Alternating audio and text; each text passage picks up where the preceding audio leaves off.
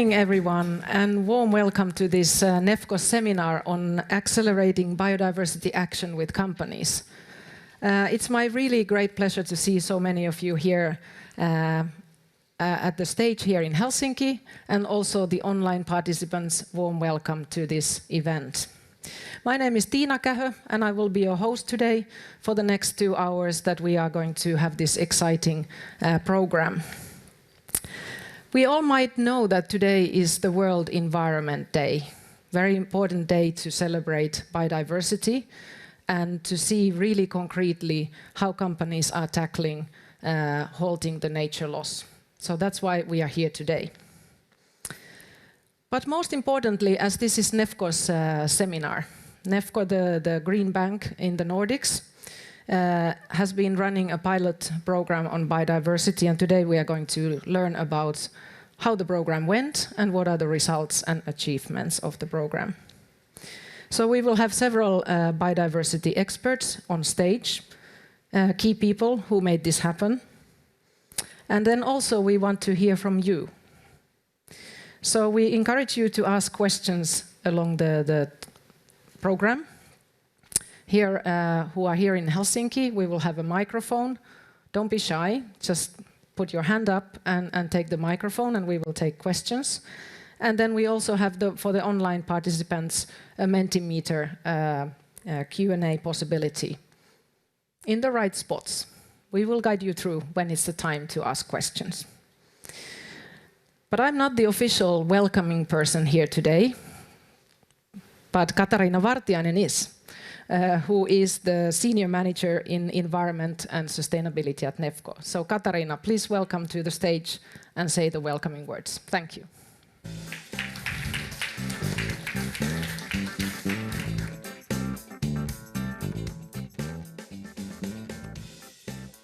Thank you, Tiina.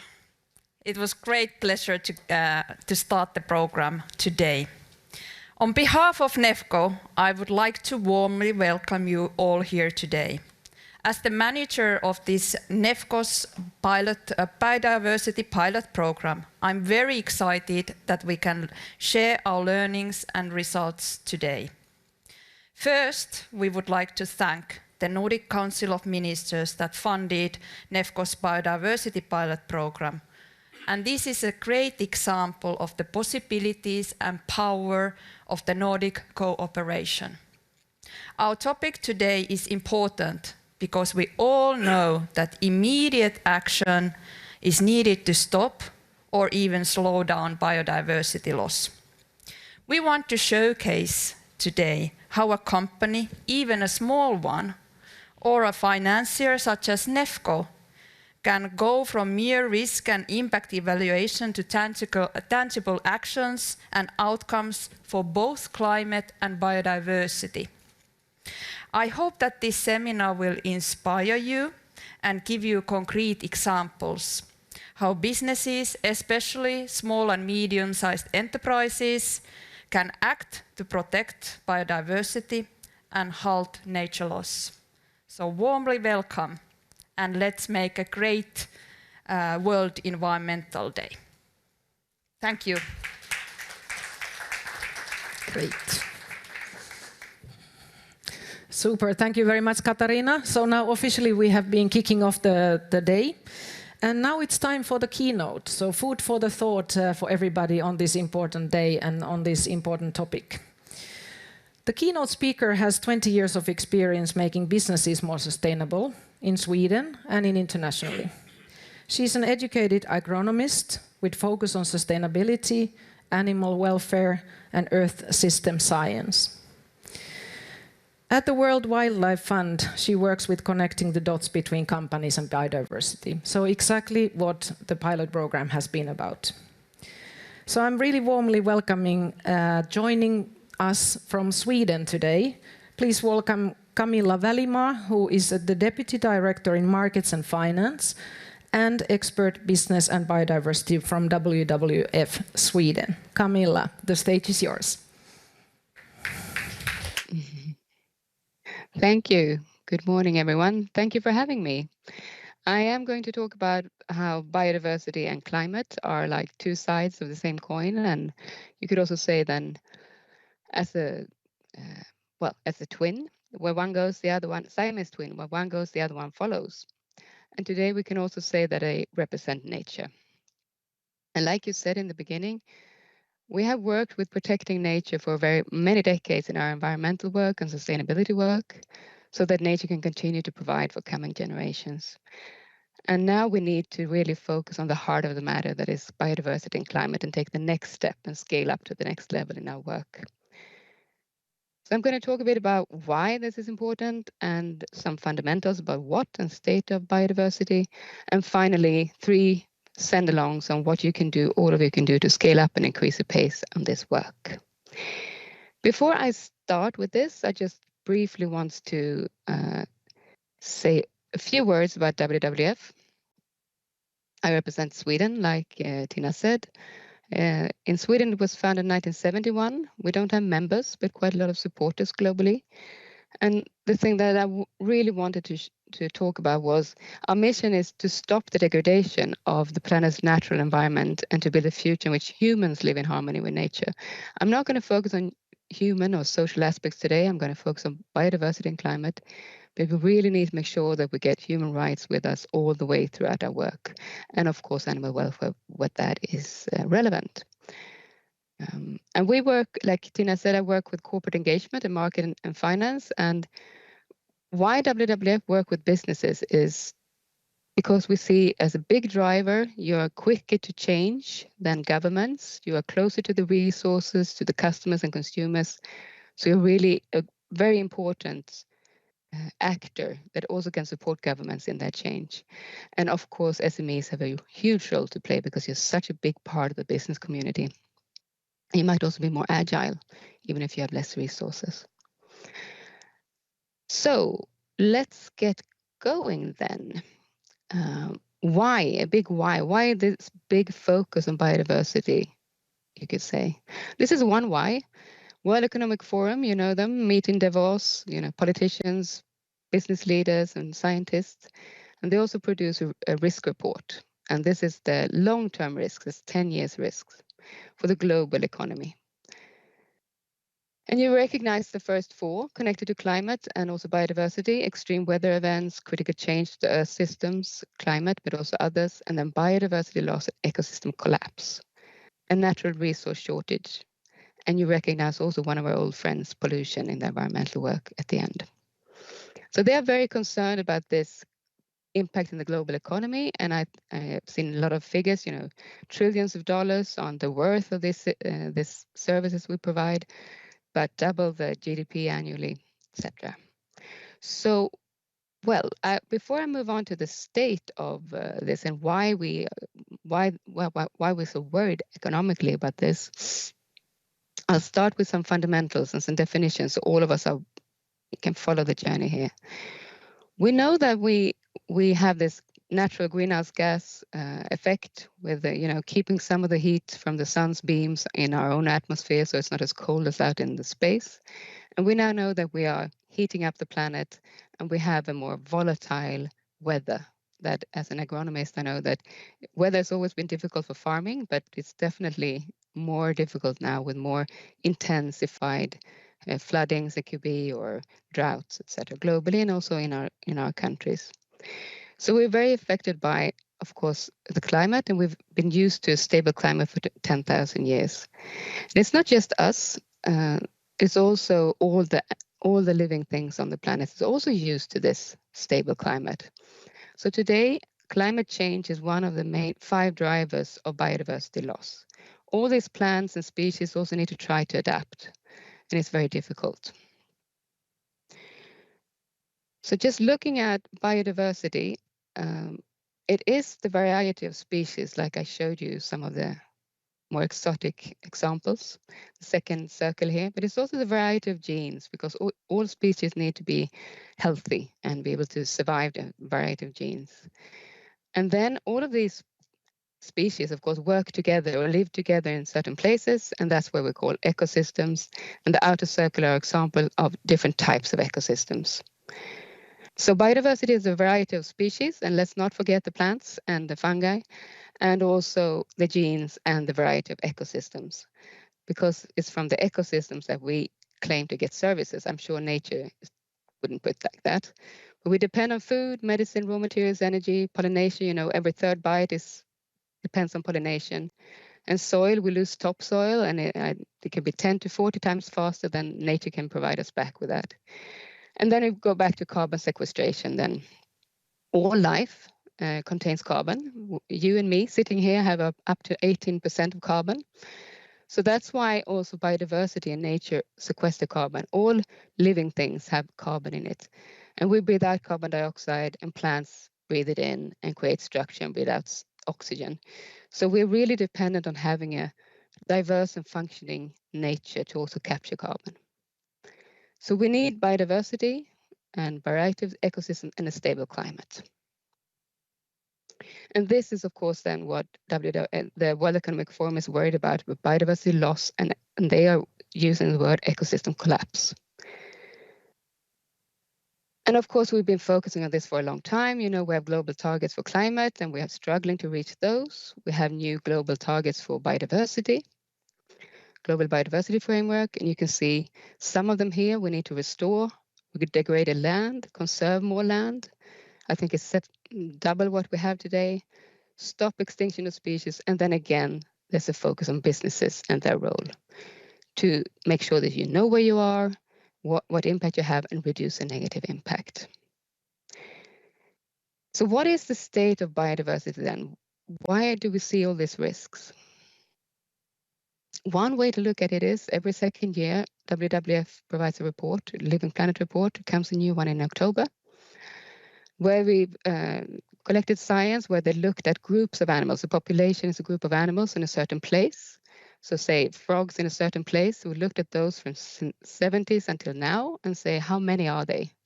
So these are how many, the decline of the number of frogs in a certain place. These are all vertebrates. You can see on average, it's a 70% decline.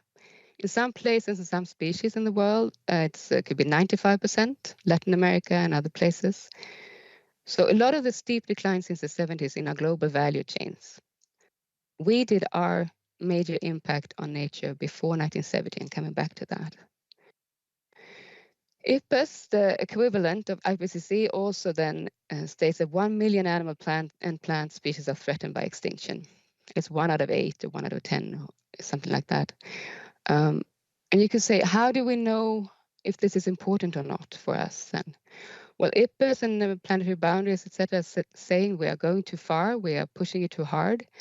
You can have a semi-good likeness with the business. If you take away 70% of the IT people, 60% of production, 40% of HR, 20% of finance people, what happens to the productivity? Or if you never will have chemical engineers anymore, can you still produce what you're doing?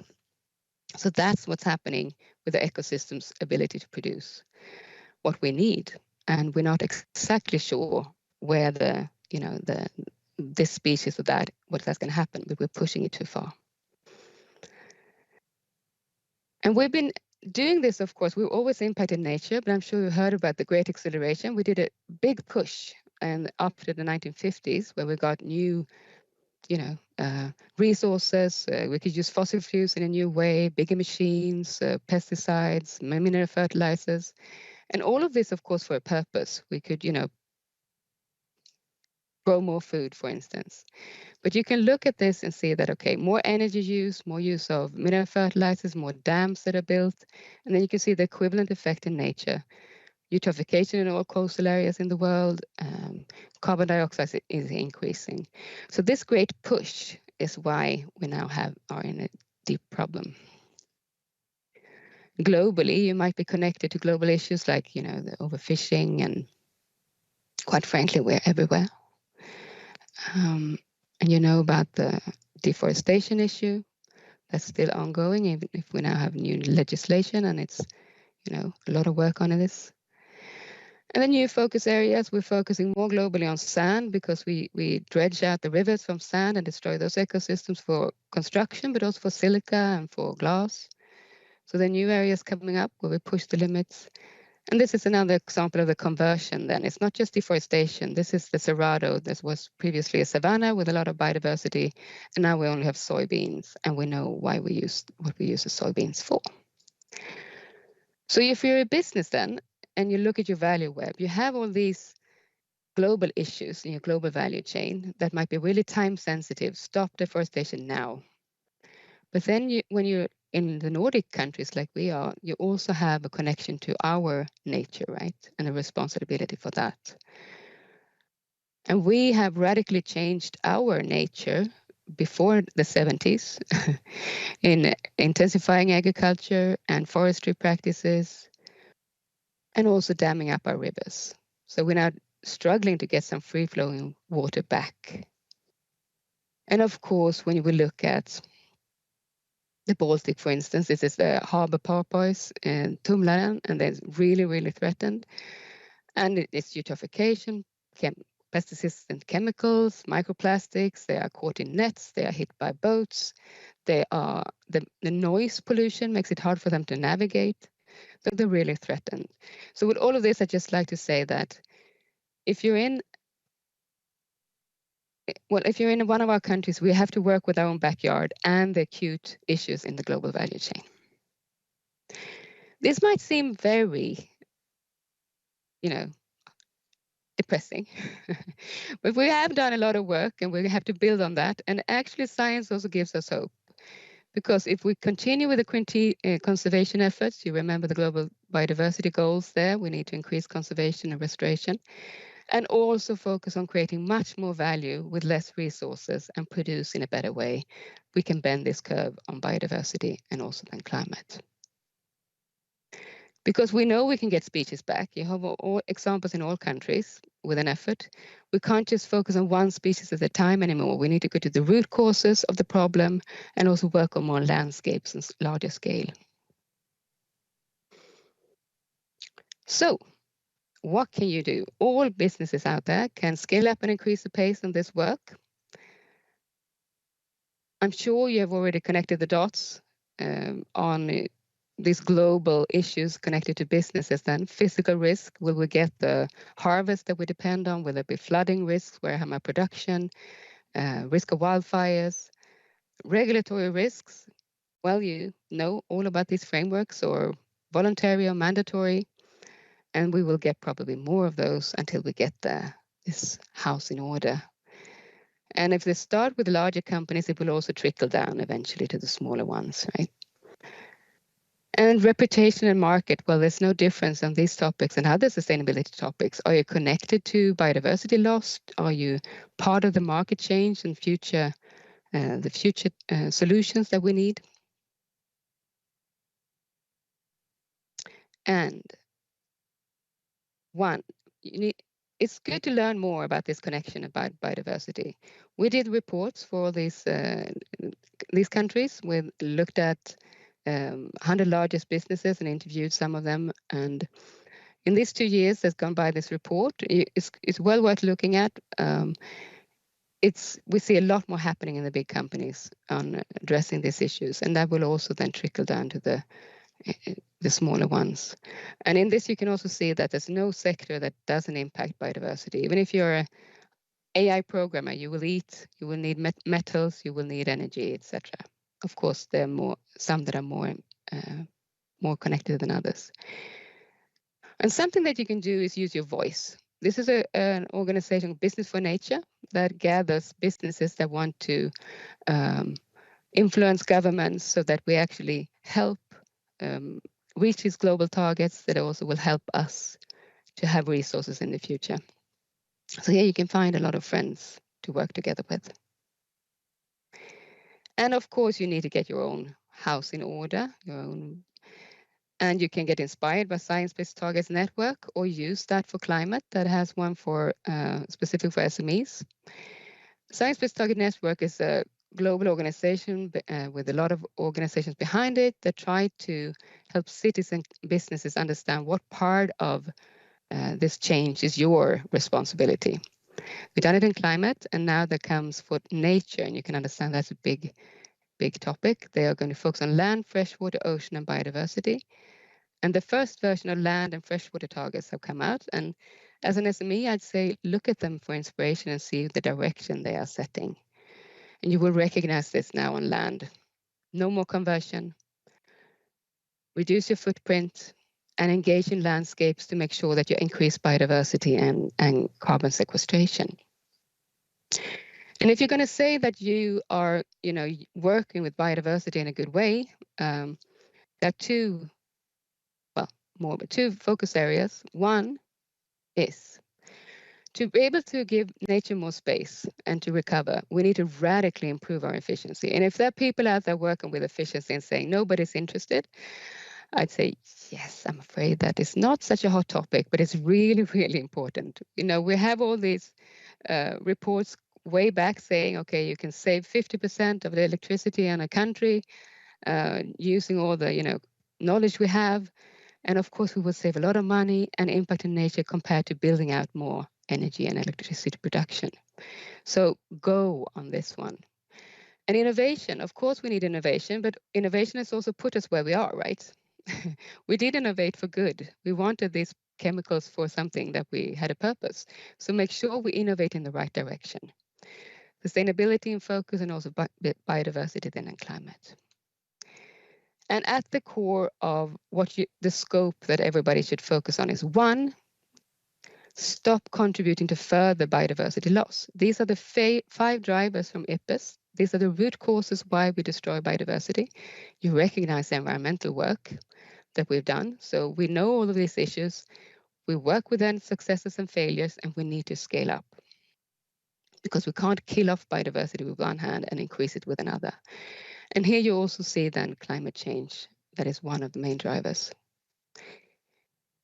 And the next one is, of course, to increase biodiversity. This is where it can feel more fun, right? Help, support to conserve and protect. It might be your advocacy, might be that you engage in projects, and definitely that you make sure that the use of natural resources enhance biodiversity and sequester carbon. And often this is then agriculture and forestry, where we have working landscapes in nature.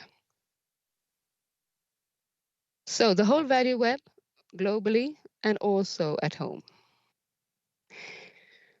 When you're going to map your impacts or risks in the global value chain, this is a tool that we have that is for free. You can map out where you are and you can get up risks for biodiversity and water for your business and for yourself on a high level. So this is because can be complicated. So this is a tip. You could use this as a support in your when you do your mapping. And finally, I'd like to say, don't be afraid and sit on your hands and don't do anything, because it's nature is pressured and it can come back, but it needs help. So act also during all this mapping and the big things that you're going to do, and engage in projects. This could be locally around a production site with your employees or the community, but use experts so you know that you're doing the right thing. Is it bats that needs to be focused on? Is it the dam or something else? Engage in projects in your value chain. This is a wildlife corridor with a tea plantation, so they can go from one natural reserve to another, and they don't eat tea, so that works fine. And focus on the standards to get more biodiversity and carbon sequestered in agriculture and forestry, and make sure the standards also get even better on this. So keep pushing them going forward. So, and with that, I'd say we think this is possible. We are on a journey. We just need to scale up and work together. So thank you.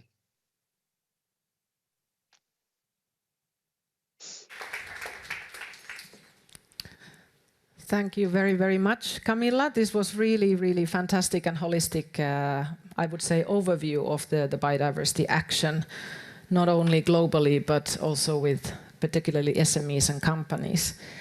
Camilla, I would like to ask you, maybe after the Kunming-Montreal agreement in December 22, when we kind of reached first time a global agreement to halt biodiversity loss, how have the attitudes changed after that? Because at least I have a feeling that they have, but what do you say?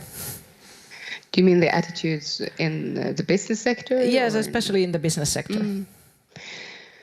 I think there's quite a lot has happened in the last few years, and I think it's the Kunming protocol. I think it's the science-based targets. I think it's also these, the disclosure frameworks, the reporting frameworks. Even if I'm a bit concerned about that, because you will get caught up in a lot of reporting, and you also need to act.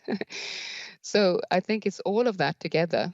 In the beginning, when we started talking about biodiversity and businesses, everybody was a bit confused, but I don't have anything to do with a bumblebee or a frog out there. Now I think it's getting clearer how businesses are connected to biodiversity. And I think so I think it's a lot more action is going on, but it's also complex, and that's why I think it's important to try to, clarify how this fits together. Because this isn't a new topic. It's something we need to increase the focus on due to us collectively have failed to do enough, even if we worked really hard. Yeah, that's thanks for confirming, because this would have been my assumption as well, that I think it's becoming clearer and clearer, but there are still, of course, companies in different stages. Some are just starting the work, some are still in the phase where try to comprehend how does this impact. Yes. And I still have to ask you a little bit provocatively, because I get this question as a consultant every day still. We are adding value, we need to reach the bottom line every quarter, especially with the big companies, but also with the small companies, the resources are quite small. So once again, although you give it really well in the presentation, what would be your kind of carrot? Like, what would be the short-term gain also for the companies to start doing actions right now? Maybe you can repeat. I think that short-term gains has always been a difficulty, right, with sustainability issues, and it's the same here. And it's also that we are one little piece of a bigger puzzle that makes it, if we think we're the only one, we will not act. So I'd just like to emphasize we're not the only ones. So I'd always find it easy if you turn it around and say, if you really believe in the science, at the moment, the science tells us that we're going in the wrong direction with the planet. So in 20 years, there might not be a foundation for businesses. So you have to start there, and then you look at where you are today, and what is my part of this, and how can I be a solution? And then find your way in your business development to make sure that you make money during this journey. But if you haven't decided on where we need to go, then you will not find the business opportunities and where you can save money. And you will do that, because businesses always do. Thank you. I really love that, because you kind of go away from the only looking at the risk side, because I think it's quite depressing if you only look at the risks of your business, but rather the opportunities and the real business models and the real innovation and everything that is going forward. Thank you so much, Camilla. Do we have now some questions from the audience or from online?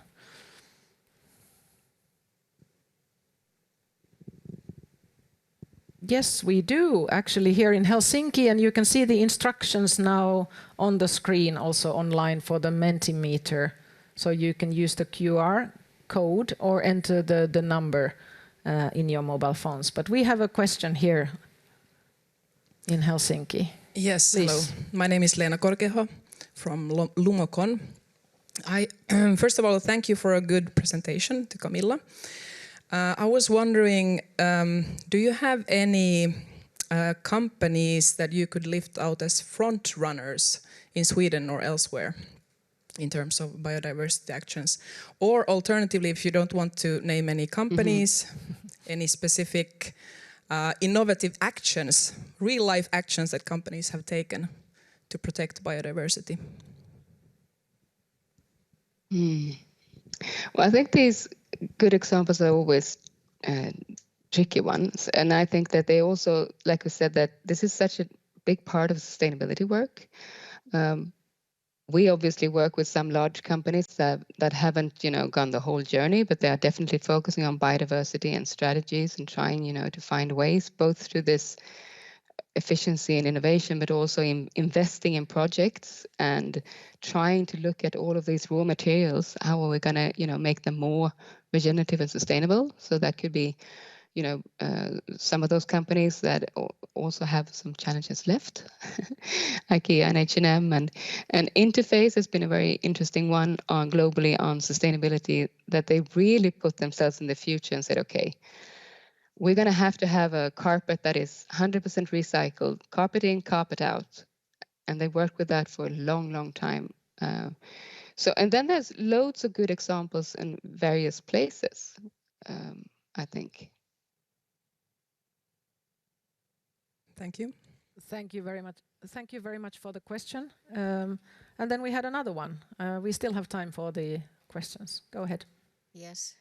Thank you for the very interesting presentation. I'm Anja Nysten from Nefco, and I have a question related to the one slide you showed. You made a survey where you interviewed big companies, and there were, I think, Nordic companies think that they are very good in everything almost, and now the results showed quite bad results, and even though between the countries there were some differences, so there was Sweden, Finland, and Denmark was especially very low results. So could you please elaborate why there are such big differences between these countries?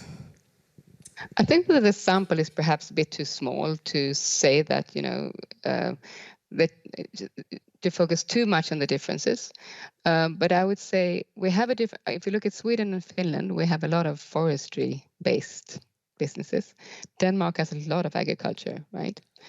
And well, that's one difference. And I think it was, this was 22. I think it was still how does biodiversity relate to me, really? And if you ask somebody today, if biodiversity goes down, is that a threat to you?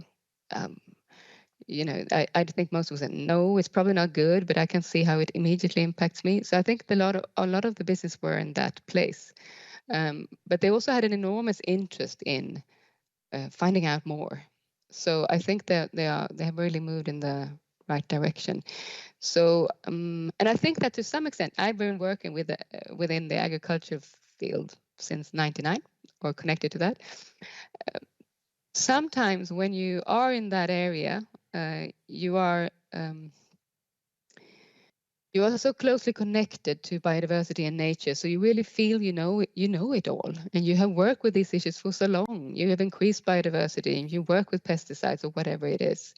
So you get a bit blind to the bigger picture, and it's then the opposite, of course. If you're very far from nature, then you need to understand the fundamentals. So that's just a reflection. We need to take a step back and look at our at least forestry and agriculture practices in a new light. Thank you very much for those excellent questions. Yes, Anni, please. Yes, so then we also have a question from the Mentimeter. So how can companies continue to make a profit without raising costs for customers in the transition towards becoming biodiversity positive? Well, sometimes you can't on your own, because of course it is, that's also why it's so important to engage in advocacy on the regulations level, right? If it should be that the more sustainable or biodiversity-friendly products should have a lower price instead of a higher price. But if you look at food, for instance, today, that's the opposite when you come to going to the consumer. So to some extent, you also need to work on that level, if it is taxes or whatever it is, to enable your products to get into the good light. So every company needs to also engage in that. And apart from that, what you can do is, what my experience it is, like I said, if you really believe you need to go there, you need to become very biodiversity friendly and sustainable, then you will look at your products and find ways. Just like Interface looked at them and said, okay, can we rent out our products? Can we sell small parts of tiles to exchange, not a full carpet, to find the ways to find this, the business side of it work, because it's not enabled by society fully today. So we need to work on both angles and try to find the best ways. Great. Thank you very much for the excellent question. And I think now coming from the businesses, creating new business models and making the businesses more nature positive, it's all about finance. And now it's a good bridge to welcome ask me to welcome the next speaker to the stage to give the message from the finance sector. And of course, Nefco, the managing director, Trond Moe, will come to the stage next. Warm welcome, Trond.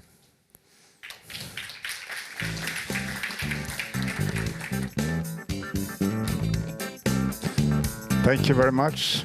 That was very inspiring and good to listen. And I'm going to now talk a little bit how we can bridge this to the finance sectors.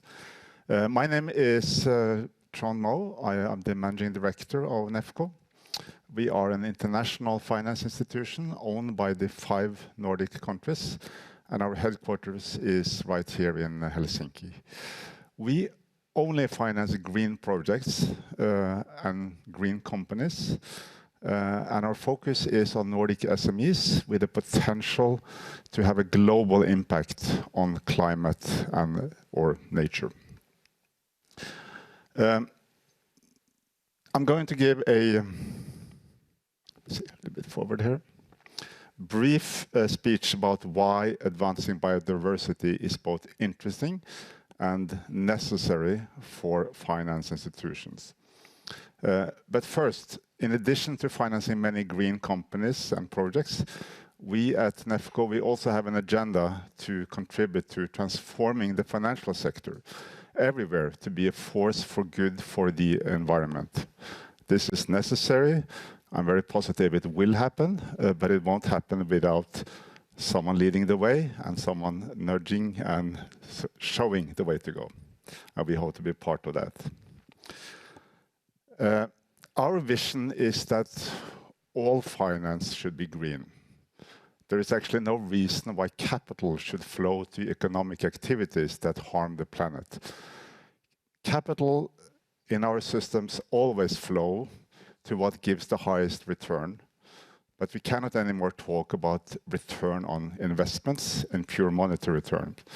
We need to rephrase that to return on impact. Money should flow to the activities that give the best long-term sustainable impact for the investors themselves. They should earn money, and for the society as a whole. And at Nefco, we have defined our task to accelerate the green transition. We do that by financing international scale-up or Nordic green solutions with potential to have a global impact. And by accelerate, we mean that we must transition our economies faster than we do today. And that means that green companies should grow faster and get access to more risk capital earlier in their growth phase. And we need to understand that what finance institutions traditionally call risk capital is actually reducing the risk for climate change and nature loss and for all of us. This is one of the Nordic companies that we have recently financed. This company, Bavat, uses heat to pasteurize ballast water and reduce the environmental impact of shipping. A simple, cost-efficient, flexible, and sustainable solution that requires no harmful chemicals. Ballast water is a major threat to marine biodiversity, and reducing it helps to stop the spread of invasive species, protect native populations, and maintain a healthy ecosystem. And we have many more such examples. In fact, already back in the 1990s, Nefco funded lots of wastewater treatment plant projects on the eastern side of the Baltic Sea to protect the marine nature. As a green financial institutions, it is also important for Nefco to consider long-term risks related to biodiversity and natural capital. We recognize that biodiversity loss has the potential to affect our investment portfolio, our sectors, and our geographical regions of activity. And this means that all finance institutions and investors, they need to see biodiversity as a risk to their portfolios. In fact, I would argue that the financial sector should play a key role to halt nature loss. Financial institutions worldwide can direct the global distribution of funds to benefit nature. All financial institutions set their own criteria for investments and project funding, and aligning these criteria with global biodiversity goals can create significant positive momentum, and as we have seen, is profitable in the long term and reduces the risk for investors and finance institutions. And as we are sharing the results from our biodiversity pilot program here today, we are proud of the achievements and we are seeing in our portfolio companies. And it has been an exciting journey that we have taken together. But the work continues. We acknowledge that as a financial institutions, and especially as a green finance institution owned by the Nordic countries, we have not only an opportunity, but also a responsibility to take a lead role in the biodiversity action. Thank you very much.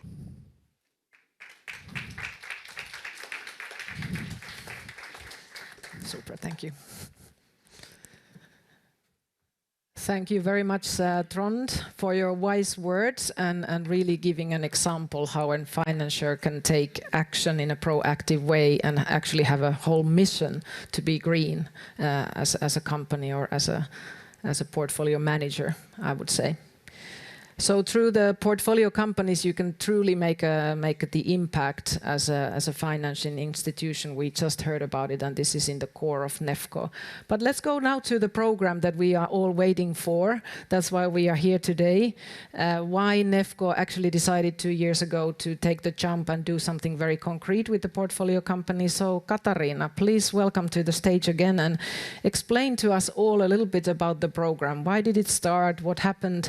And what was it all about? And this is now before the break. So for the next 15 minutes, we will talk about the program. Katariina, warm welcome.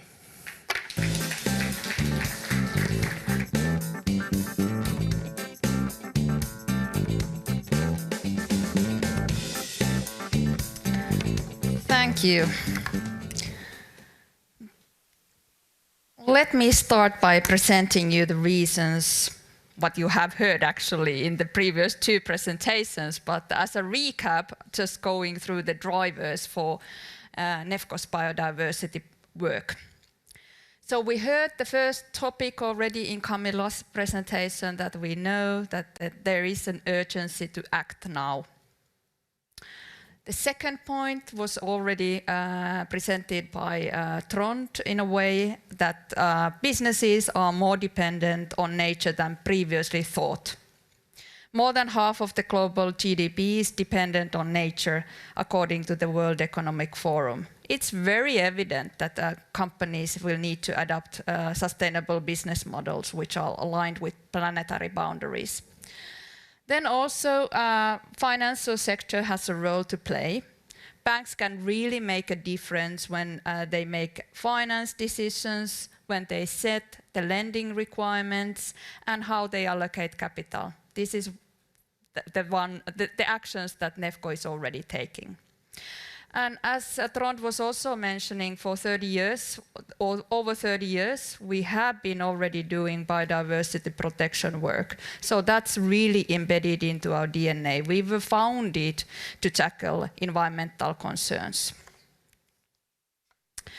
So I need to also show you a little bit what kind of sustainability framework we have and how biodiversity is embedded to it. I won't go it in detail, but I was already mentioning that we have restricted certain areas from our financing, even though we are dedicated financier. But in 2 years ago, we already made an exclusion list, which includes topics that we found harmful for the environment and biodiversity. For instance, fossil fuels are excluded from our financing. Also, there are restrictions on forestry, fisheries, and also certain agriculture projects. The second thing what I want to highlight here is that we always do environmental assessment not only on the benefits, because we seek for the environmental impact, but also on the risks. So in addition to the risk avoidance, we also want to mitigate and make sure that all the environmental and biodiversity risks are appropriately mitigated. And lastly, the third point is that we engage into a sustainability dialogue with all of our customers. So we want to ensure that we can also raise their kind of actions a little bit, that we want to kind of elevate the sustainability standards. So that is by, for instance, launching this biodiversity program, but also that we annually monitor them on environmental KPIs, and in certain cases we also have an environmental and sustainability action plan. Then our journey started with the biodiversity in a more structured way 2 years ago. We updated our sustainability policy, but at the same time we started to do a biodiversity roadmap. It contains 4 areas: awareness and capacity, raising awareness among our staff, so having workshops, writing articles, and also having kind of experts presenting to us. Then in last year, we made a portfolio analysis of our investments, so we wanted to know how our companies and how our portfolio is, what are the impacts and dependencies on nature, which is the first step, as Camilla was mentioning. This is the kind of the steps what you take. And then we have also areas of implementation and then also advocacy role. This is part of the advocacy work that we do. But in the next slide, I will show you how we are actually doing with the implementation and what are the next steps. So, the next steps after building the capacity, after doing the assessment of our portfolio, and also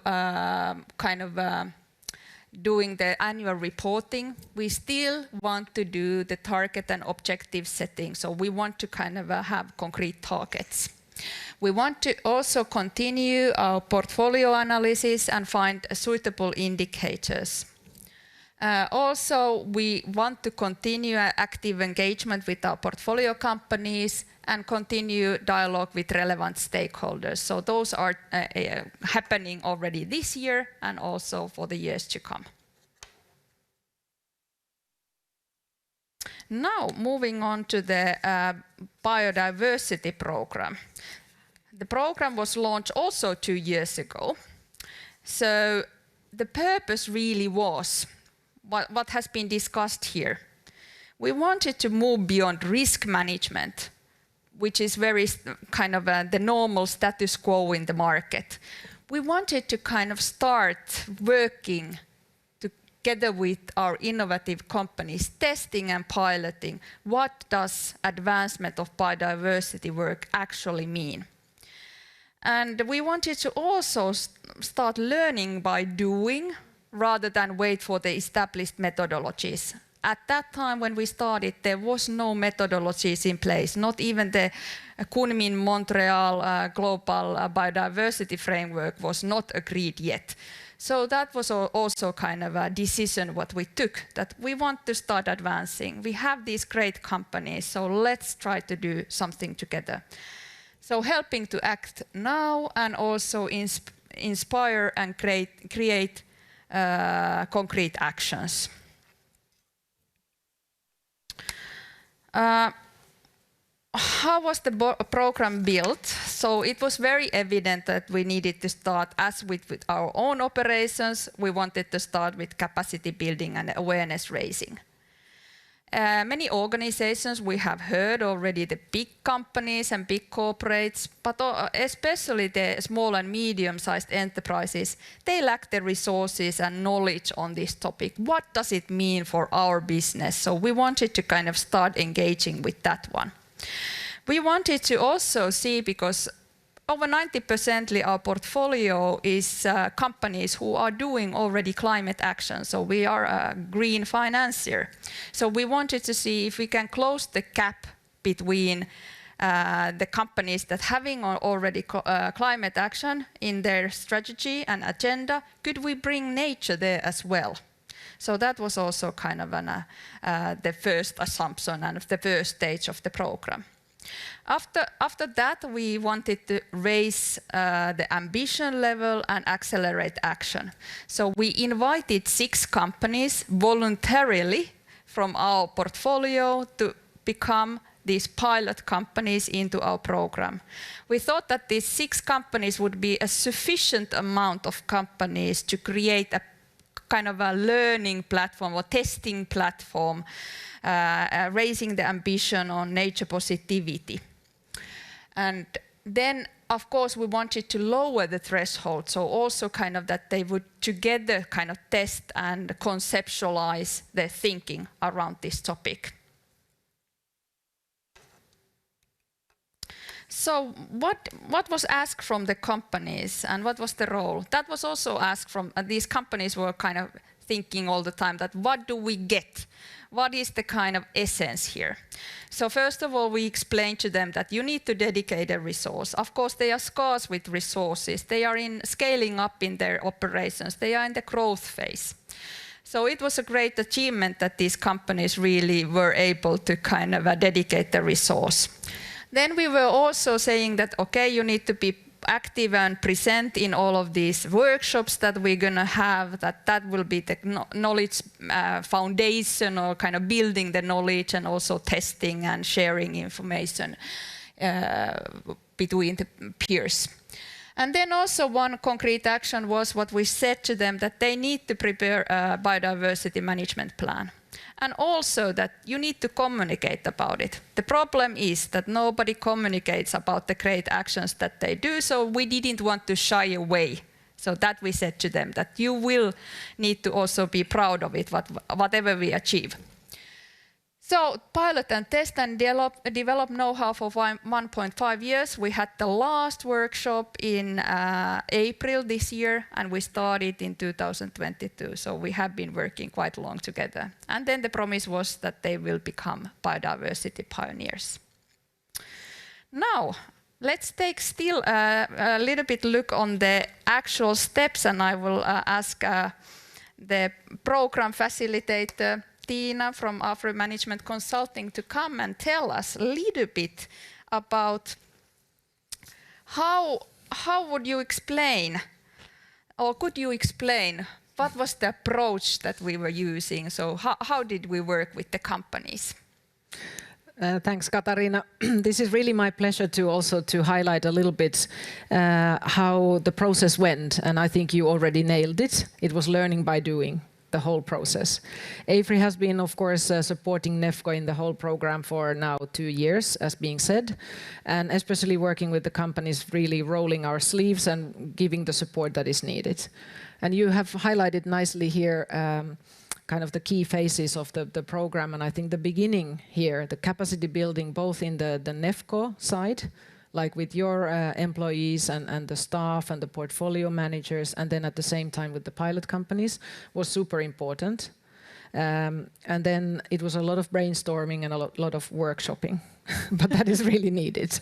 So I would say that the human side here to learn together and really kind of clarify what are we doing, it was super important that we took the time for that in the beginning.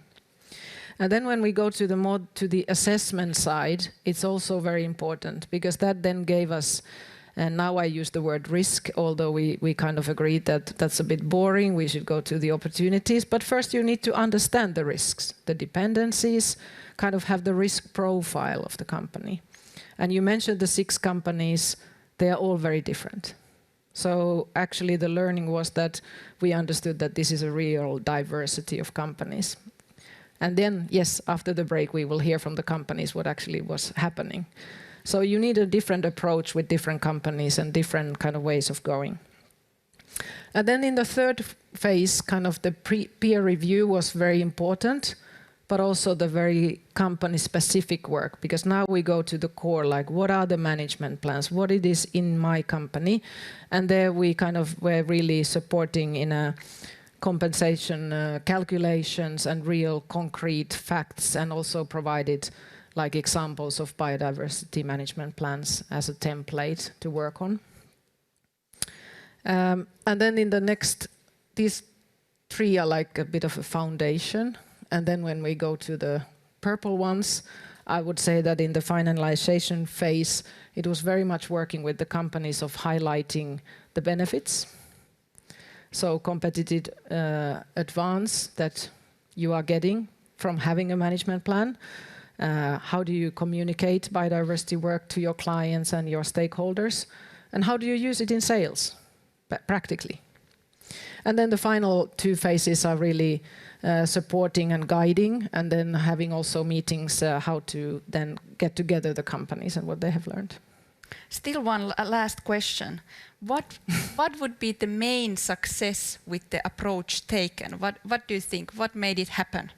I think it was a fantastic fusion of doing things for real, and the systematic approach that the program kind of enabled by Nefco gave the framework of actually figuring out what we now have been succeeding in the end, or the companies have been succeeding in the end.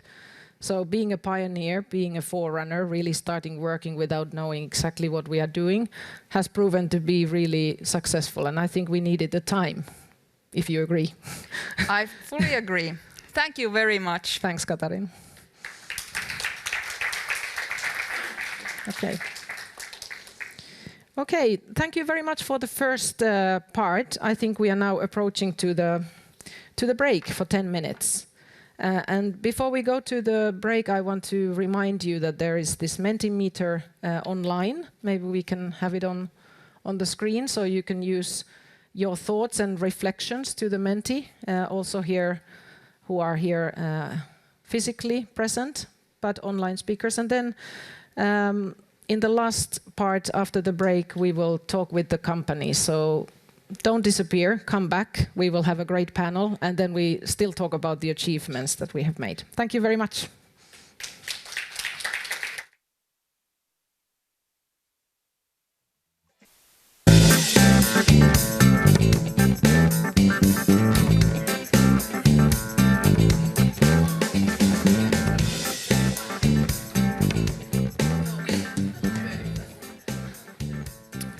Dear audience, welcome back online and at the premises here in Helsinki. Take your seat and let's kick off the final part of our exciting seminar. So before we jump into the real management plans and what the companies have actually achieved, let's raise a couple of reflections from the Mentimeter. If I can get the question, all right. Is biodiversity on your company's organization's agenda in some way? 7 responses, 7 years, 0 no's. So I think we are in the right company. That's great. Is biodiversity on your... Oh, okay, 8, sorry. So what do you see as the main first step with biodiversity work? Increasing awareness internally, collecting data for reporting on biodiversity. That's really the top answers. Analyzing risk, of course, and mapping dependency. So this is pretty solid. I think the creating awareness, although now we don't have so many answers, but yes, the bar is growing nicely. I think it's super important, like we discussed in the previous session. Quite complex topic. Understanding what does this mean for me and my company, my organization is important to start working. But then, of course, the analyzing risks, as we discussed also, is quite pressing. So the long-term risks and then turning them into opportunities is the key. But yeah, the clear winner is raising awareness. And I hope this morning can also help in that. Okay. Do we have any more questions, or were these the two questions? Great. So we are done with the questions, and now it's time to look at the short video. So we can play the video. Thank you. Nefco's biodiversity pilot program aims to test and develop concrete biodiversity solutions in collaboration with small and medium-sized companies. Now we hear the stories of 5 pilot companies who took part in this program. First, let's head to Sulapak's headquarters. Sulapak's main product is a sustainable alternative for plastic. So biodiversity is becoming a more and more important factor when assessing the sustainability of a company. Also, some of our customers already incorporate biodiversity as part of their supplier and material evaluation process. Next stop, Norsepower. Their product, Rotorsail, helps to save fuel and reduce emissions in the shipping industry. Norsepower has, for example, issued a ESG maturity query for its suppliers to recognize the most significant risks related to biodiversity. Our journey continues to Meriaura Energy. They offer solar thermal systems for solar heating as a solution. Nefco's program enabled Meriaura Energy to develop a detailed checklist for incorporating biodiversity in our project planning. Next, we'll hear about Klappir's experiences. Their product is a sustainability performance cloud solution. The program really helped us sort through the numerous methodologies on biodiversity accounting that are out there, and helped us understand the common denominator between them all. And finally, we have BaltCap. The private equity investor focuses on building businesses that increase the quality of life in our societies.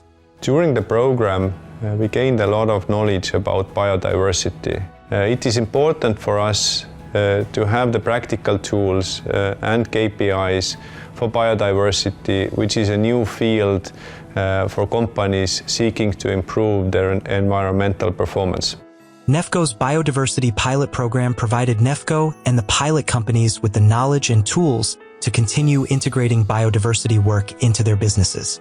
The program has been funded by the Nordic Council of Ministers. Please contact us if you're interested in hearing more about the program.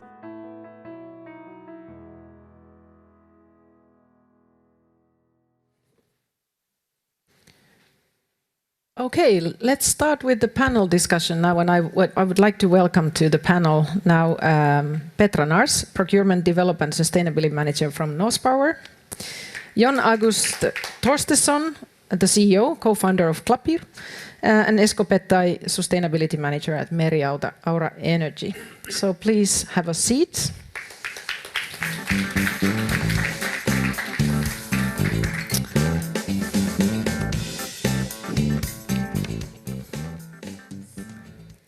Great to have you all here with us. Thank you. And now it's going to the beef. I heard it from the break already that that's what people are now waiting for, to hear from you guys. What have you actually been working on? And we heard it in the video, little clips like what have been the learnings. But let's, Petra, start from you. Because Norsepower was the first company to jump into the pilot program, which I can congratulate you to be so brave and show the example. And Norsepower is a Finnish cleantech company. You are leading provider in mechanical sales for large ships. And your slogan, I need to read it now, it's that Norsepower brings sales back to shipping and thereby it helps reduce emissions in the shipping industry.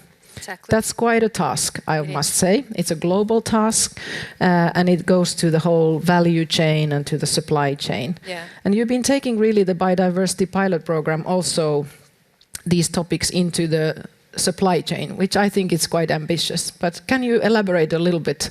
What have you learned from this work? Yes, definitely. Thank you.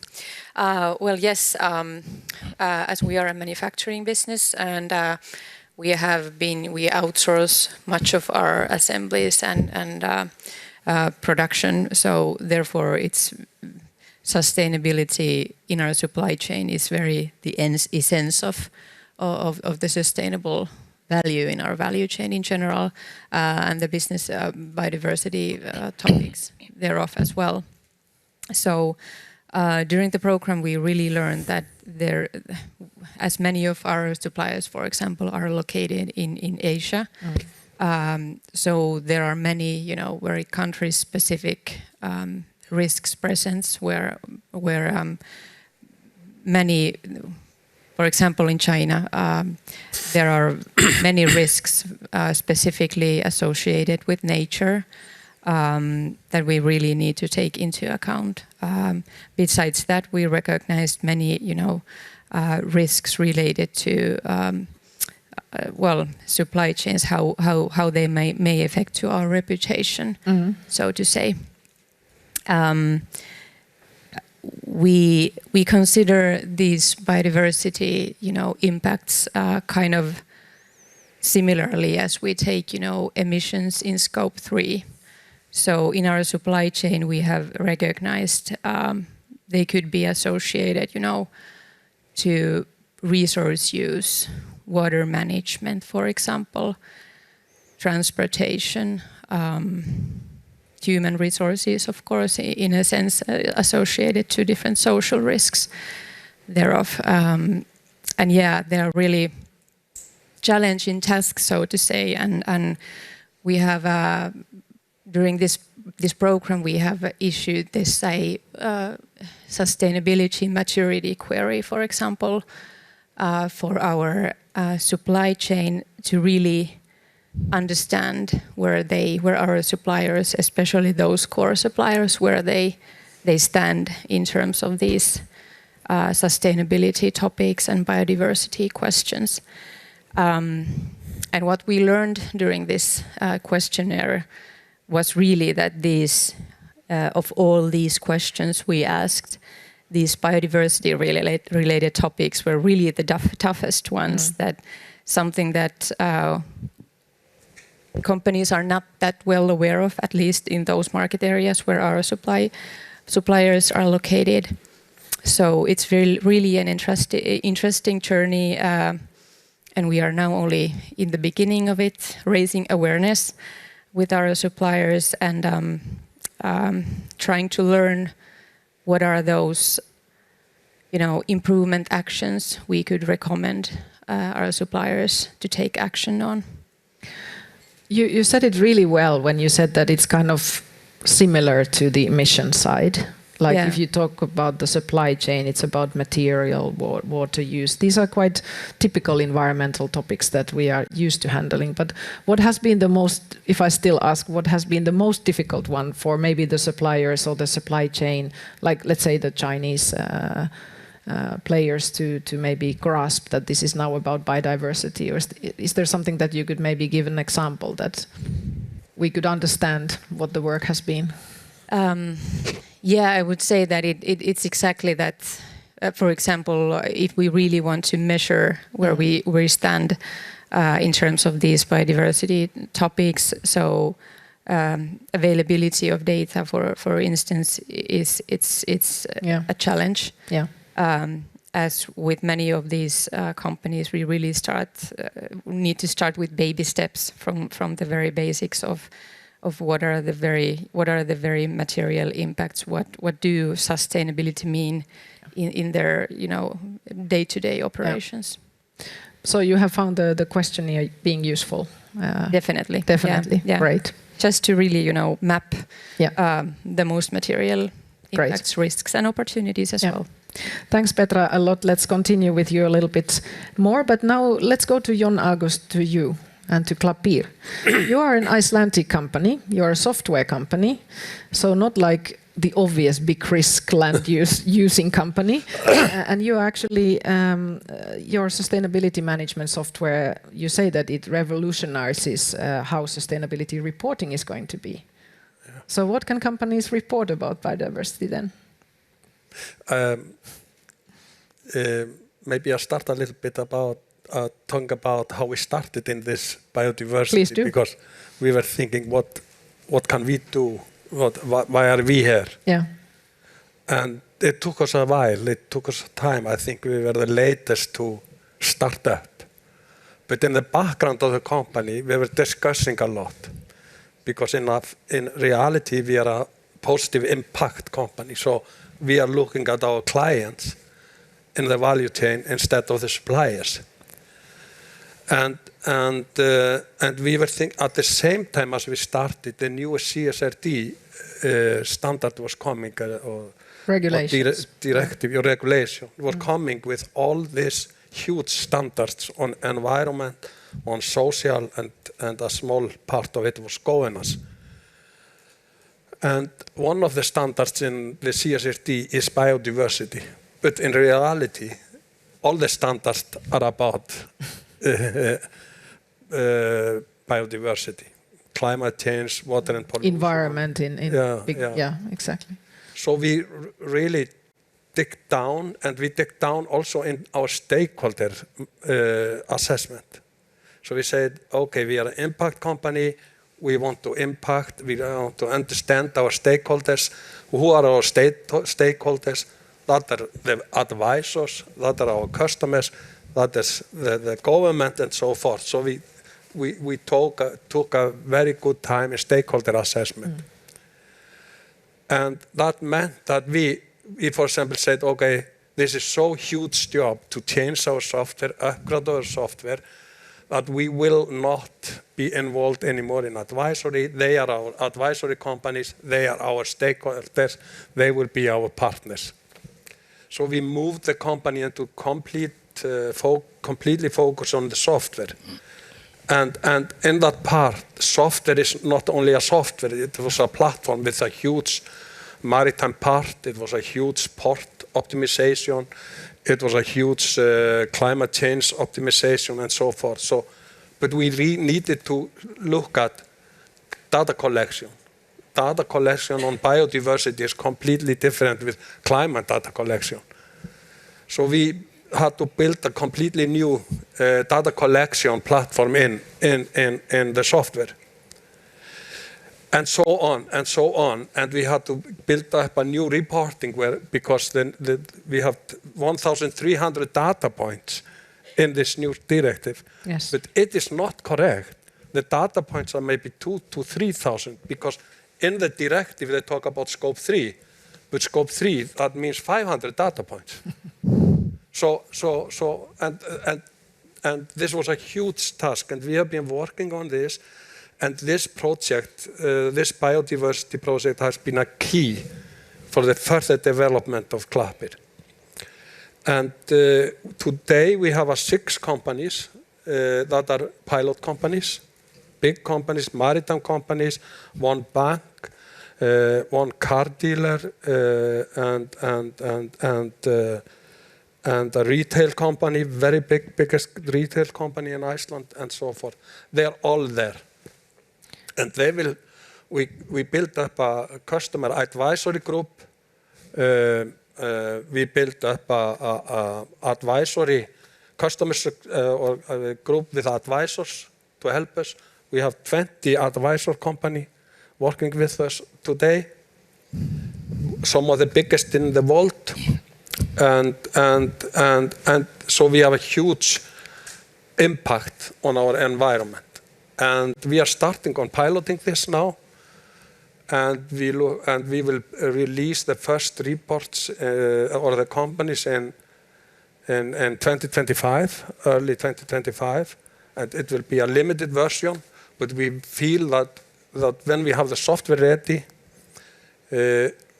talking to the CSRD and IFRS, then we can push the market with a very, very, very big.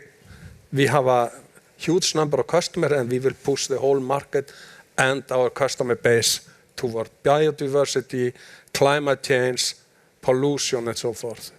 So if because this is a bit breathtaking almost to hear how you explain, because it sounds like the pilot program then coming at the same time when we have a very heavy EU regulation push to the whole markets.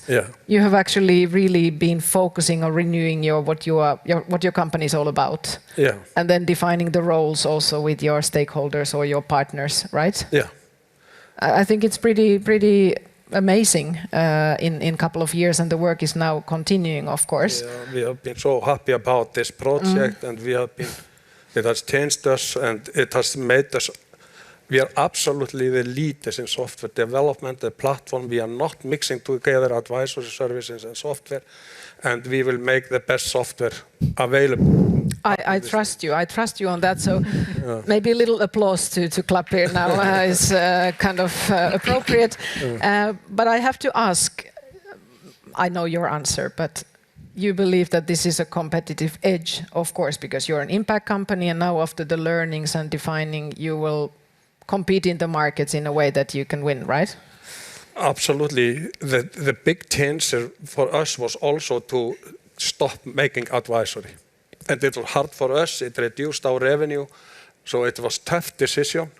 But now it is coming together, having 20 advisory partners, one on biodiversity, data collection, and so forth. So we have a specialized partner in different areas, and we are trying to get them to work together. So this was a game changer for us, because we were in the Nasdaq guidelines doing ESG, but the CSRD is completely different. And the difficult thing in CSRD is you mix together narratives, then the metrics and the semi-narratives. Yes. So everything is a mixture of something you have to, if you make it digital, you have to separate these things. But thank you very much, Jon. Let's continue with you as well. But we still have one panelist, Esko here, Esko Pattai, and you come from Meriaura Energy. You are, of course, a leading provider for large-scale solar thermal systems, and of course, you are reducing CO2 emissions. So you're also the impact company in that way. Correct. But what about your approach? Because I understand that you've had quite a systematic approach through the program, and then also your mother company, Meriaura Group, is in the shipping industry, and sustainability and biodiversity is very important to you. But can you elaborate a little bit your experience, what you have learned, and how has it been helping your business? And when I'm saying helping the business, I'm talking about the solar thermal energy business. In this case, I was talking with the sales guys just to check for this this seminar, and they were telling that it actually is helping already, even though it's rather new thing. It's already implemented in every single offer they make. They have rather strong biodiversity component in the offer they make. And it's been implemented also the earlier ongoing projects. So that since we have the biodiversity management plan, a detailed plan, what things to consider when building such a solar thermal area. And in some way we are maybe in the easiest position of all the companies, since we are talking about land area that is being used.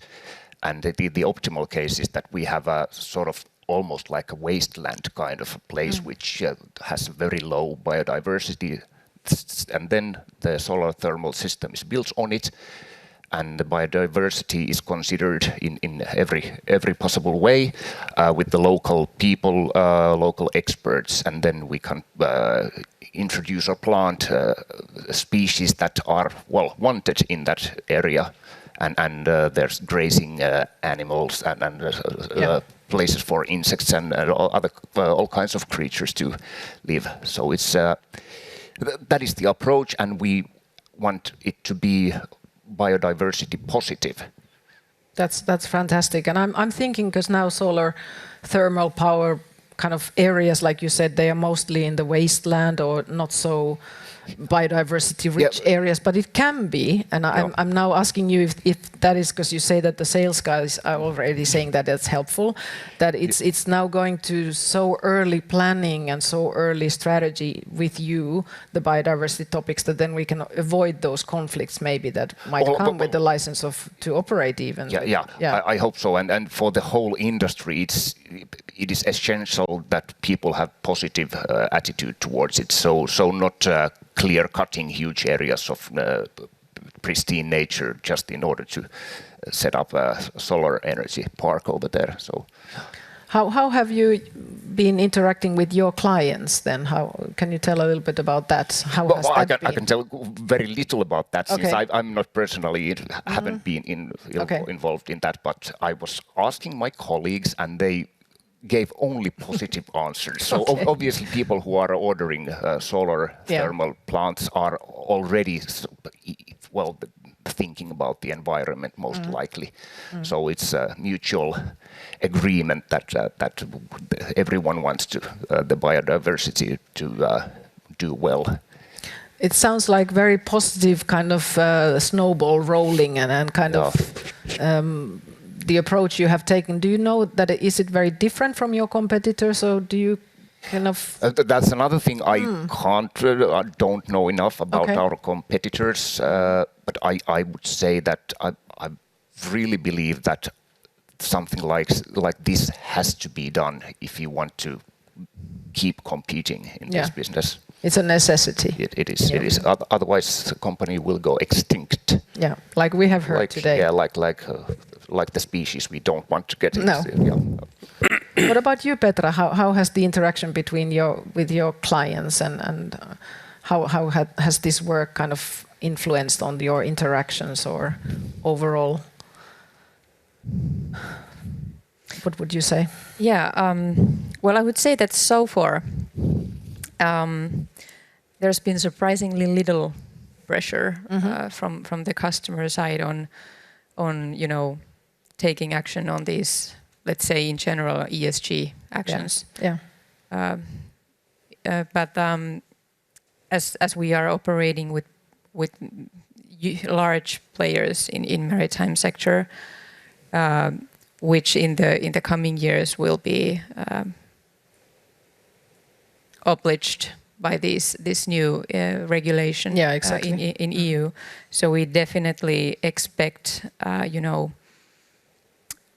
more requirements from the customers and that they will show more interest in also how Norsepower as a supplier in their tier 1 or 2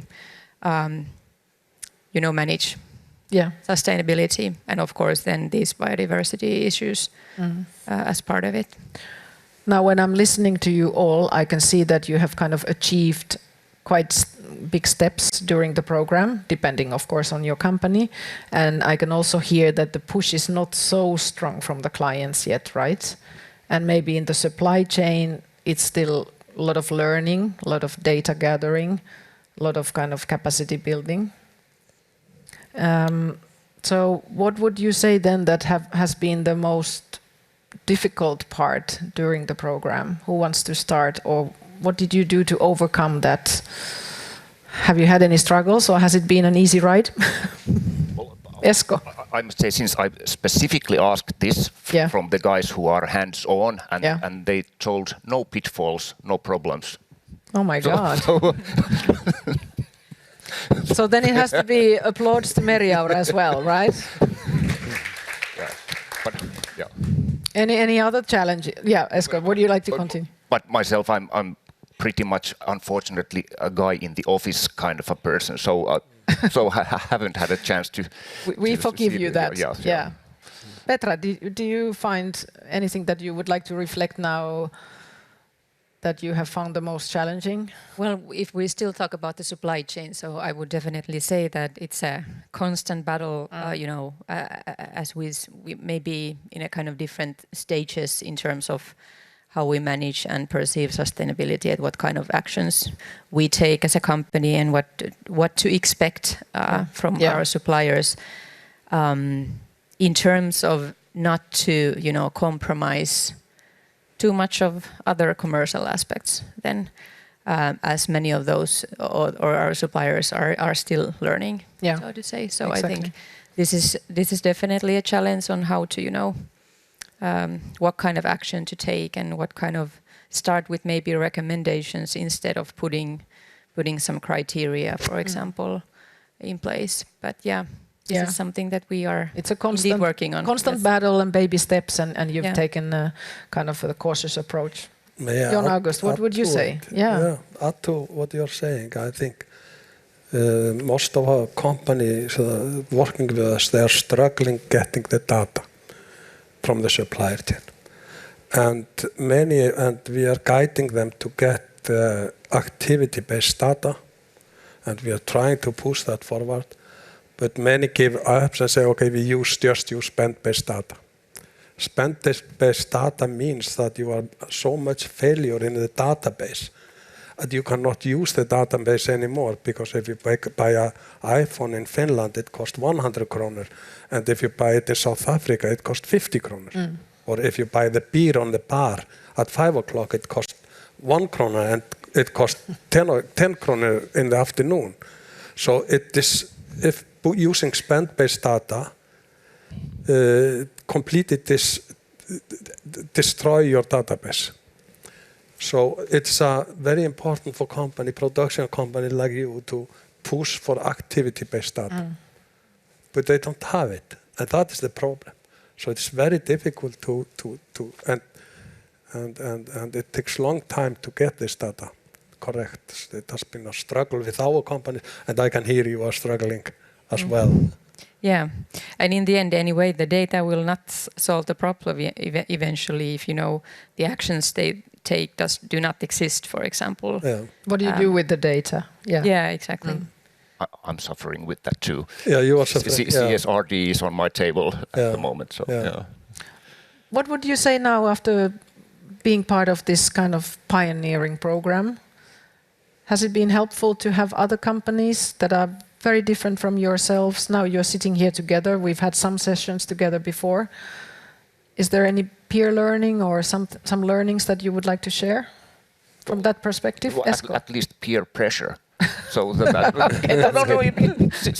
we've had some deadlines.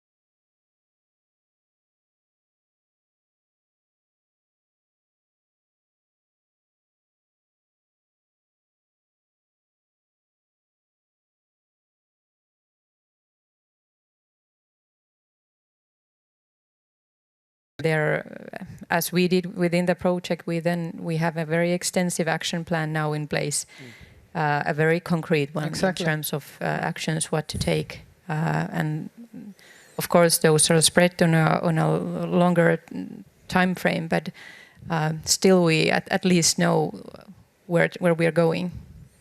Very good. I'm looking at the time now before we go to the audience questions. Very quickly, what are you most proud of your work so far in this?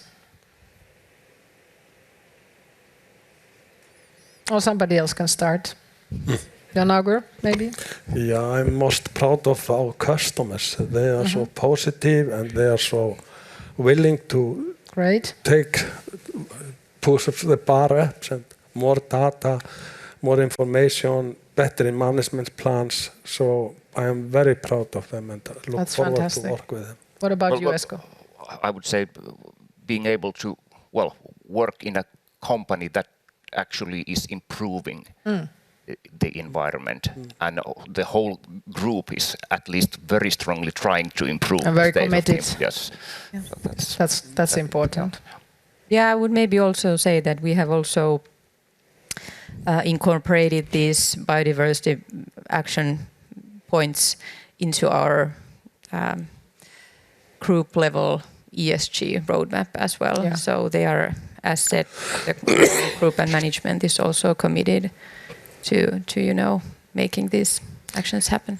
So it sounds like you are very proud and the level has gone up definitely overall. Now, would we have some questions from the audience now? Yes, we do plenty. Who wants to start? Where's the microphone actually? There it is. We can start from the back, the lady over there. Thank you. Thank you, panelists. I'm Anne Valdo from FinFund, and I share your pain about data, definitely. And I'm so happy to hear of your pioneering work. Congratulations for everyone. Maybe a question relates to peer pressure. Mainly for Petra, and I would say you've been working so much with your supply chain. Is that how alone you felt being there, especially outside the EU borders, and how you find your leverage? Can you truly influence your suppliers? Do they listen to you, and do they keep on working? Do they get engaged, and do they actually have ownership in the topic, or is it something that you keep on pushing and putting pressure on them? And then maybe also related to that how much you feel that you would need that kind of regulation part to help you with the work you are doing? Maybe starting with the first part of the question, I would again emphasize that it really is case and supplier specific, since there is so much variance between how much do they know, what is, where do you start the biodiversity work with the suppliers. So I think the challenge is really to find the correct level of cooperation in terms of these environmental and biodiversity questions. With some, it may be that we just need to start with having an environmental policy in place. Whereas with others, we may speak about energy efficiency, waste management, pollution questions, and so forth. And about your other question, can you regulation that could help you to get your request through? Definitely, but here also lies a challenge, as we do have a more stringent regulation in place here in EU, and our mentality is more entwined with this regulation, whereas, for example, an Asian market has different regulation, and it's behind it at least for some parts. So it is a challenge, and as we are a Finnish company, and we aim to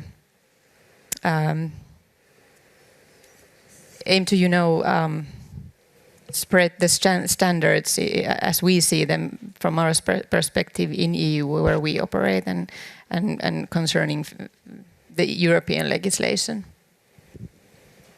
Thank you for a very good question. Maybe another question from the audience there, the gentleman. Go ahead. Thank you very much for the information. My name is Faisal Fars. I'm from a company called AFRY Venture, which is specialized in sustainability and due diligence. I think biodiversity is a very important part of environmental awareness, as everybody knows.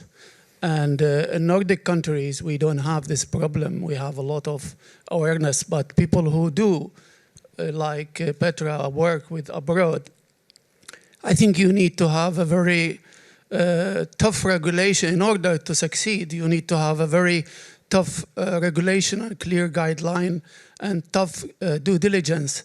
Unfortunately, most of the countries outside, especially in Asia, especially in China, where I have a lot of experience, due diligence is really something very tricky, very, very hard.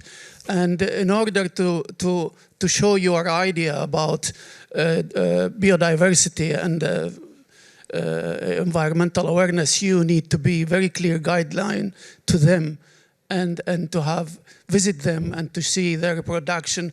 Otherwise, you will get always information which is totally lead you to the wrong direction. Thank you. Thank you very much for the question, or maybe a comment that this is truly a global topic and we need to be careful about the data.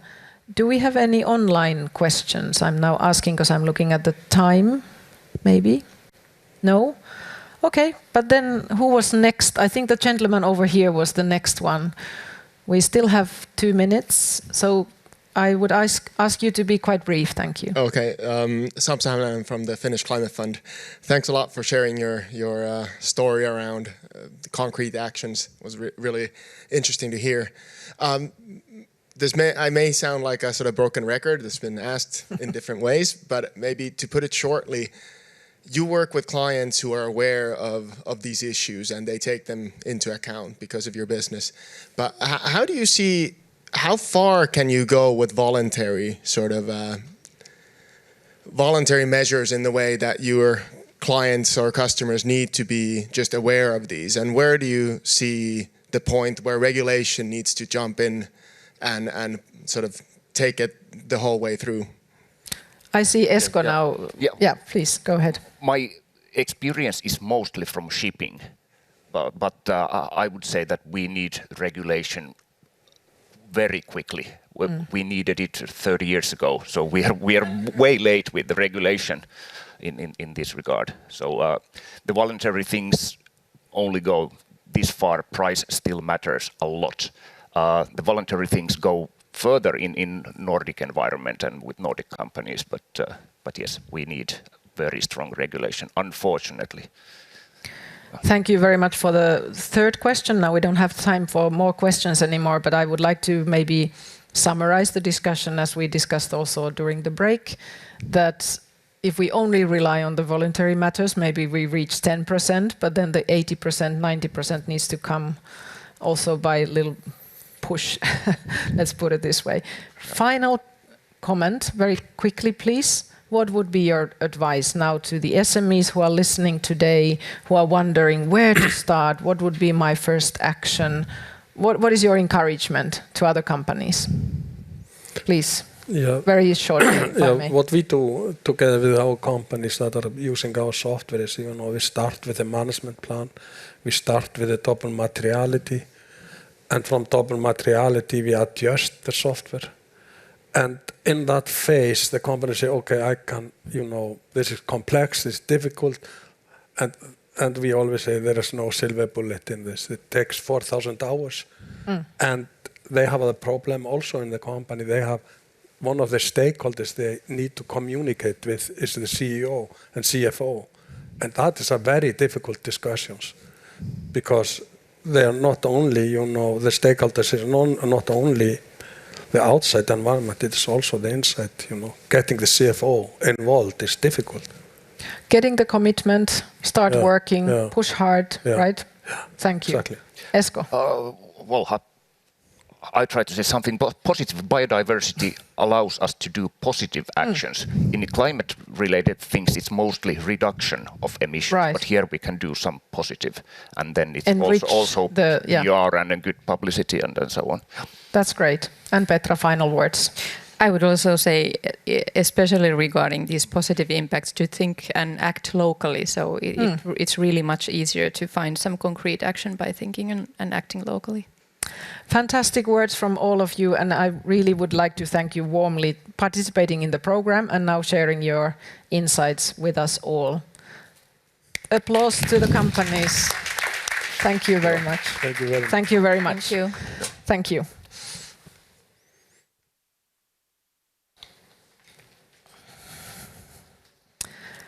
So now we are heading towards the end of the program, but we still have very important words to come. What did we actually achieve in the pilot program? We heard now from the companies what was actually done, and it's a good way to summarize the achievements and what we are the most proud of. Key takeaways from the Nefco Biodiversity pilot program is from Katariina again, so warm welcome Katariina to the stage to summarize. Thank you.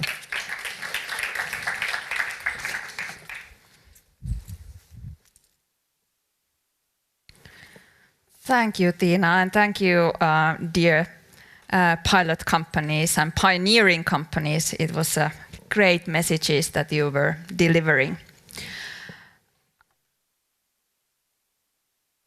I would like to highlight some of the things that we have learned, just briefly. I won't go through all of them because there are so many lessons that we learned and so many achievements. So I'll let the achievements, since we heard already 3 companies, there is 3 more. So I have summarized some of them, some that I thought that they are kind of very key and crucial to say loud. Some of them have been already stated here many times. But I think this was a crucial finding that advancing biodiversity work together is possible. So as a financier, we were able to attract 6 companies. We were able to make a platform where we were testing, and we were able to achieve a lot of things.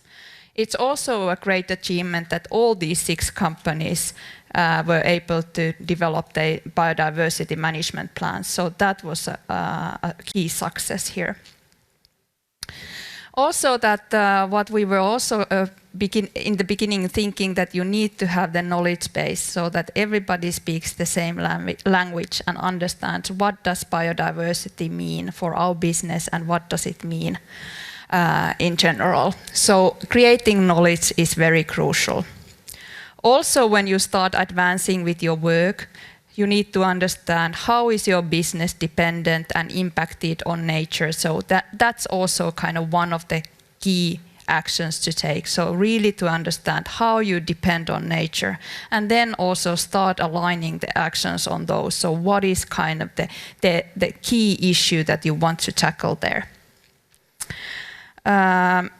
Then the last point I want to also highlight here, that already within a year we started getting to a stage where the miracles started happening, so concrete issues started appearing.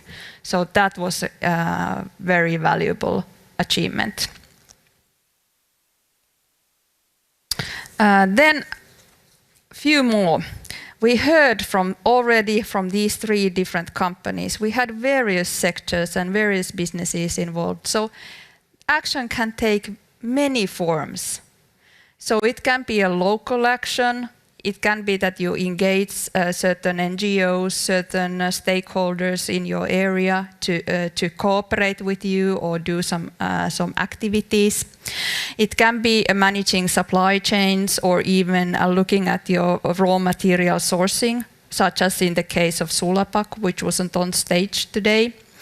And then also taking advocacy roles. So we already see that these companies were already advocating within their networks or in the events, the biodiversity, and also how important it is to take action already now. So we saw that happening as well. So really amazing.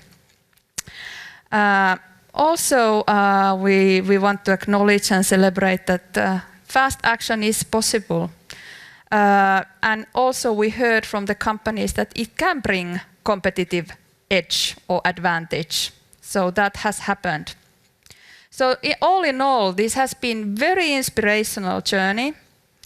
And we hope that, of course, these biodiversity pioneering companies will continue to take their action. They have the management plans. We heard already encouraging messages from them. But also I want to request that all you audience, all the businesses, you take action as well. Then I would like to say also that today we have published the final report on this program. So please read and download the online version and have a look. There you will hear the same examples of the steps and actions taken, but also achievements have been collected to this report. So go and check it out and download it and read these amazing statements from the companies. I would like to summarize that it has been this biodiversity pilot program has been an important step for Nefco in our biodiversity path. And we want to continue delivering positive, continue to finance these biodiversity positive projects going forward. And of course, we want to continue supporting companies on this path as well. Then the last message is that we are planning to continue on this path by launching a second biodiversity program. So for the online audience and the companies out there, in case you are a client of ours, be aware, check out web pages, and stay tuned for this. So we will continue, and you can become a second pioneering company together with us. Be a front runner. So either approach me or send me a message, so I will be the contact person on this program as well. So thank you very much. Today is the World Environment Day, so hopefully you have now gotten an idea how you can become a pioneer. So do your pledges today. Thank you.